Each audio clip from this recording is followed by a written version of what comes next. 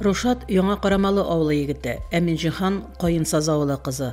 Мөслимнең икесе ике ягында яшәсәләр дә, язмыш аларны очраштырырга барыбер җай таба. 1980 елда гаиләдә корып җибәрәләр алар. Инде 400 елдан артык матур гаилә булып гомер итәләр Солтановлар. Бәхетле гаилә төзүнең сире сабырлык һәм бер-береңне хөрмәт итүдә диялар. Сире юктыр инде аның бөтен гаиләдәге шикелле инде серләре. Şu biz indi ömür boyu bir-birimizle anlaşıp, bir-birimizge yol koyup yaşadık indi. Sabırlık da diye bilim indi. Bizden ki, bizden gailede, bizden ki bir sabır kişiydi. Sabırını görüp üsken indi. Etki de şundaydı indi bizden olay. Indi bir-birimizle her vakti yol koyup yaşadılar indi. Biz şunu görüp üsken gelir indi. Minde şuna göre irge şulay hürmet terbiyelegen mindir indi bizden hem balalarda. Uzakta o'tmay Рушат Солтановка Октябрь авылы мәктәбенә директор булып барырга тәкъдим итәләр. Иске Карамалыда яшәгәндә дөньяга килгән Лениза кызлары янына Румил исемле матур егетне дә алып кайталар. Uzakta o'tмай Рушат Солтановны КПСС райкомының идеология бүлегенә инструктор итеп чакыралар. Гаилә Мөслимгә күченеп килә. Тыңгысыз эшләдек инде без. Иртүк чыгып китәсең. Сәгать иртәнге 5-тә без планеркага җыйладык. Киш кайтасы аны берәү дә белми. Эшкә булган мөнәсәбәтебезне, халыкка булган мөнәсәбәтебезне, гомумән туганнарга, күршеләргә, укытучыларыбызга, дусларыбызга, классташларыбызга, туганнарга, әти-әниләребезгә булган мөнәсәбәтне бит балалар күреп үсә. 1990 елда Рушат Солтановка мәгариф идарәсе җитәкчесе каматын кияргә тәкъдим итәләр. Тора районының тагында авыр һәм катлаулысына район башлыгының социаль-мәдәни чаралар буенча урынбасары вазифасын тартырга алына. Гаиләдә өченче булып янә ир бала Булат дөньяга килә. Минҗихан ханым үзе дә югалып калмый. Җаваплы хезмәт башкаручы ире балалар булуга карамастан югары белем алуга ирешә. Мөслимгә килгәч башта тәрбияче, соңрак Миләшкәй балалар бакчасы мөдире дәрәҗәсенә күтәрелә. Балалар да инде алай үзләре дә итеп торалар, сезнең Исраилга кызылык китермәсә кирәк диделәр. Аларга инде полный урыс әйткәндә самостоятельный булдылар, чөнки без икебез дә эштә, иртән китәбез, кич кич кайтабыз. Алар үзләре тәрбияләделәр, без үзебез тәрбияләдек дигәндәй. Бәхетле тормышта авырлык сизелми диләр, хак сүзләр. Чөнки Минҗихан һәм Рушат Солтановларны тыңлаганда, аларның тормышлары гел бәхет сәгадәттән генә торган кебек. Чөнки алар икесе бер бөтен булып талашу, начар сүзләр әйтешне читкә куеп, һәр вакыт киңәшләшеп, фикерләшеп, шул ук вакытта бер-берсен аңлап, һәркемнең фикерен хөрмәт итеп яшәргә өйрәнгәннәр. Гаилә кыйммәте дигән термин бар. Менә бу гаилә кыйммәтен саклау юк бүгенге көндә.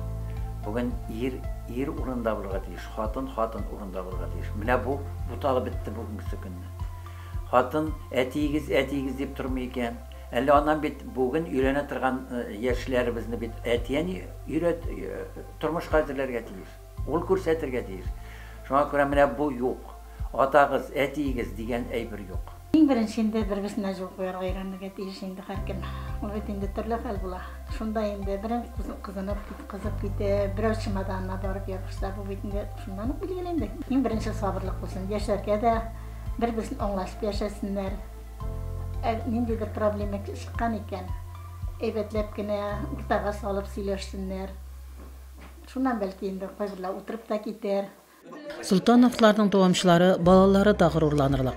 Лениза, Румил һәм Булат бүген һәрберсе олы тормыш юлына аяк баскан, тормышта үз юлларын табып, матур гаиләләр корып, туган җиребездә районыбыз үсеше өчен төрле тармакларда хезмәт куялар. Башкарган эшләре белән генә түгел, үрнәк гаилә тормышлары, әдәпле булулары да игътибарга һәм ихтирамга лаек. Кияү булып кергәндә инде Ачык йөз белән каршылар, сразу үз балалары кебек күрделәр. Яңа да җайлы булды. Булмады. Бергә шулай яшәп киттек. Шулай дус яшибез. Күп еллар яшәргә саны, Алла бирсә. Әти белән инде кешеләр, бик кадерле кешеләр. Чыннан да без аны бик яратабыз, хөрмәт итәбез. Иң төп сыйфатларыдыр дип уйлыйм инде, кеше ярата. Һәр вакытта кешегә якын тирәлеккә бик ачык йөзле һәм инде кунакчыл. Олар аны безгә дә тәрбияләр иттеләр дип әйтәсем килә инде. Без туганнан бирле әбекәй белән бабакай янында үстек. Аларга гел кунакка килгән шикел табын әзерләнгән була, гел сыйлап кына торалар.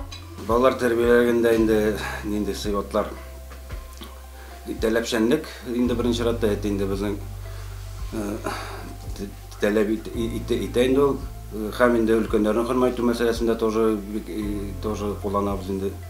Әти-әнине яратсыннар балалар, әби-бабайларны беренче урынга куябыз инде тәрбияләгән вакытта инде. Мине бу гаиләдә бик җылы каршы алдылар.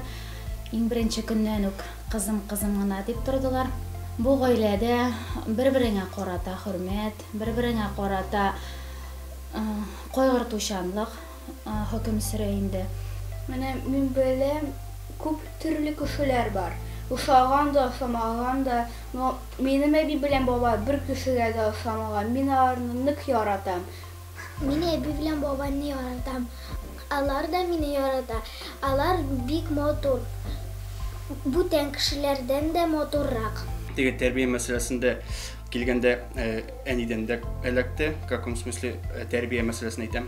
Әтидән в основной вакыт шул суббота-воскресенье. Чөнки суббота-воскресенье бездә гел менә эш, бакчамы, таштамы, өйдәме гел эш көне юк безнең. То есть инде укыган вакытта ул көнне яйтып булмый. Применение дип әйтәләр бит әле, кунут и пряник. То есть инде вакытында ачуландылар, вакытында назаллар да, нашулай. То есть бөтенләй бер тигез генә. Булатта әтинең сыйфатлары күбеннән дә, күбрәк әнинең сыйфатлары дип әйтсәм була инде.